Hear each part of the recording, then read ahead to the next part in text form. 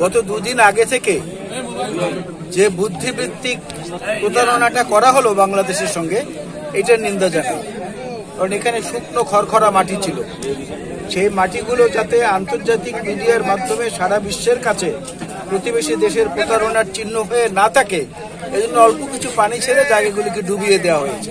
আপনি তো আওয়ামী লীগের নেতা না, আপনি আওয়ামী পরিবার লীগের নেতা। সমস্ত আত্মীয়কে আগে পার করে দিয়েছেন, তাপসকে আগে ভাগিয়ে দিয়েছেন। ঢাকার মেয়র হযরত আব্দুল্লাহ আবুল হাসেন আব্দুল্লাহ বরিশালের, তাকে আগে ভাগিয়ে দিয়েছেন। শেখ পরশকে ভাগিয়ে দিয়েছেন, শেখ হেলালকে, শেখ সেলিমকে ভাগিয়ে দিয়ে তারপর নিজে আপনার বোনকে নিয়ে চলে গেছেন।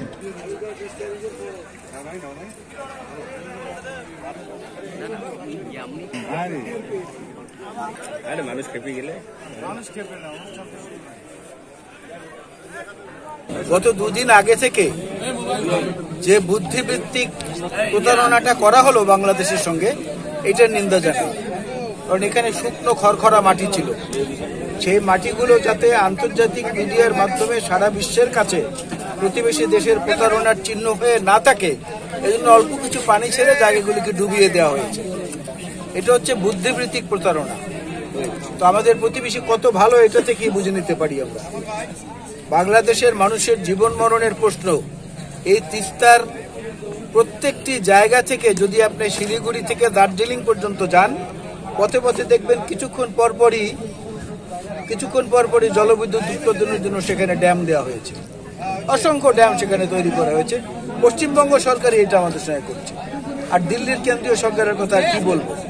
মনে হচ্ছে যেন আমরা এখানে যে একটা অবধারিত নীতি, প্রতিবেশী পরিবর্তন করতে পারবো না, এই কারণে যা খুশি তাই তারা চাপিয়ে দেবেন। কিন্তু বাংলাদেশেরও যে একটা চরিত্রগত বৈশিষ্ট্য আগে ছিল, সেটা পুনরায় ফেরত এসেছে, যে আমরা বিদেশিদের কাছে বন্ধু চাই, প্রভুত্ব চাই না। এই কথাটা প্রমাণ করার জন্যই তিস্তা পারের আজকের এই সমাবেশ। সারা তিস্তা জুড়ে যেখানে যেখানে তিস্তার শাখা প্রশাখা গিয়েছে, সেখানেই এটা হচ্ছে। এর মধ্য দিয়ে আমরা বাংলাদেশের এই অঞ্চলের খরা পীড়িত এবং কখনো কখনো বন্যা পীড়িত মানুষের পাশে এসে দাঁড়িয়ে সংহতি প্রকাশ করে বলতে চাই, বিএনপি সাধারণ মানুষের পাশে ছিল, বিএনপি আছে, ভবিষ্যতেও থাকবে।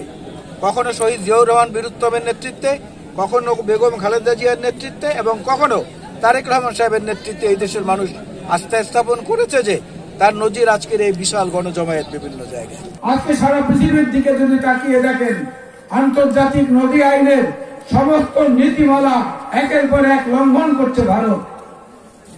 এই এশিয়ায় এবং বৃহত্তর এশিয়ায় পাকিস্তান এবং ভারত হচ্ছে দুটো চিরবৈরী দেশ, চিরশত্রু দেশ।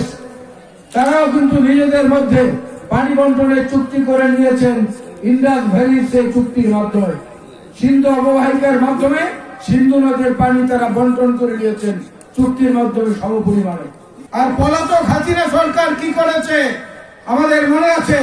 হাসিনা দিল্লি সফর করে ফেরত আসলেন, ঢাকা এয়ারপোর্ট থেকে শুরু করে সমগ্র ঢাকা শহরে কলসি নিয়ে, জগ নিয়ে, পানি নিয়ে পলাতক আওয়ামী লীগের নেতা কর্মীরা নেচে গিয়ে আনন্দ করলেন শেখ হাসিনা পানি নিয়ে এসেছে। পরবর্তীতে দেখা গেল সেখানে গ্যারান্টি ক্লোজ ছিল না। কত কিউসেক পানি আমরা খরাকালীন সময়ে পাবো এবং কত কিউসেক পানি তারা বন্যাকালীন সময়ে পাবেন, এটা ছিল না, যেটা বেগম খালেদা জিয়ার সময় ছিল। এরপরে আর কোন দিন শেখ হাসিনা আন্তর্জাতিক পর্যায়ে তো দূরের কথা, দুই দেশের পারস্পরিক আলোচনার মধ্যে সামান্যতম সুফল আনতে পারেন নাই। আপনি তো আওয়ামী লীগের নেতা না, আপনি আওয়ামী পরিবার লীগের নেতা। সমস্ত আত্মীয়কে আগে পার করে দিয়েছেন, তাপসকে আগে ভাগিয়ে দিয়েছেন। ঢাকার মেয়র হযরত আব্দুল্লাহ আবুল হাসেন আব্দুল্লাহ বরিশালের, তাকে আগে ভাগিয়ে দিয়েছেন। শেখ পরশকে ভাগিয়ে দিয়েছেন, শেখ হেলালকে, শেখ সেলিমকে ভাগিয়ে দিয়ে তারপর নিজে আপনার বোনকে নিয়ে চলে গেছেন। আওয়ামী লীগের নেতাদেরকে নিয়ে যেতে পারতেন না, তা তো জান নাই। আর বেগম খালেদা জিয়াকে, তার দুই পুত্রকে অত্যাচার করা হয়েছে, টর্চার করা হচ্ছে।